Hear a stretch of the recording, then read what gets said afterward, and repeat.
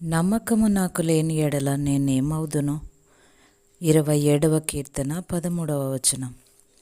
ఇలాంటి సందర్భాల్లో మనకు కలిగే శోధన ఎంత అపారం. మన జీవితంలో భరించరాని క్షోభలు ఎడబాట్లు కలిగినప్పుడు మన ఆత్మ ఎంత కృంగిపోతుంది, విశ్వాసం ఎంత చలించిపోతుంది, హృదయం ఎంత కలవరపడుతుంది. ఇక నేను తట్టుకోలేను, ఈ పరిస్థితులు నన్ను కృంగదీస్తున్నాయి, నేనేం చేయాలి, విసుగు చెందవద్దంటున్నాడు దేవుడు. కానీ కష్టాలకి సొమ్మసిల్లిపోయే పరిస్థితి వచ్చినప్పుడు ఎవరు మాత్రం ఏం చేయగలరు? అసలు ఎవరైనా సృహ తప్పబోతున్నప్పుడు ఏం చేస్తారు? ఎవరు ఏమీ చేయలేరు. నీ శరీరం నీ స్వాధీనంలో ఉండదు. సృహ తప్పే ముందు నీకు తోడుగా నిలబడ్డ నీ సన్నిహితుడి భుజాల మీద ఆనుకోవడానికి ప్రయత్నిస్తావు, వాలిపోతావు, విశ్రాంతి తీసుకుంటావు. నువ్వు నేల మీద పడకుండా అతను నిన్ను పట్టుకుంటాడన్న నమ్మకంతో అతన్ని ఆనుకుంటావు. మనం శ్రమల్లో శోధింపబడి సొమ్మసిలినప్పుడు ఇంతే. బలవంతులై ధైర్యంగా ఉండండి అని కాదు దేవుని సందేశం.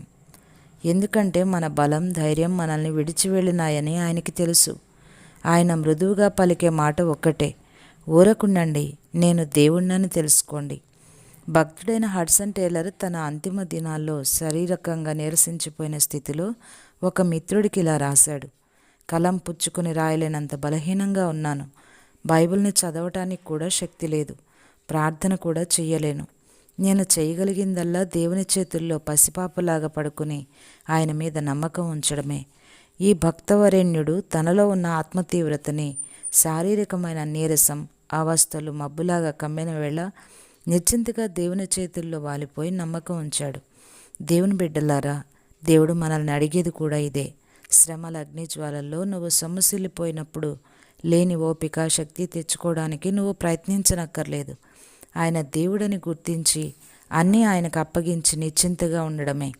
ఆయన నిన్ను ఆదుకుంటాడు, క్షేమంగా ఒడ్డుకి చేరుస్తాడు.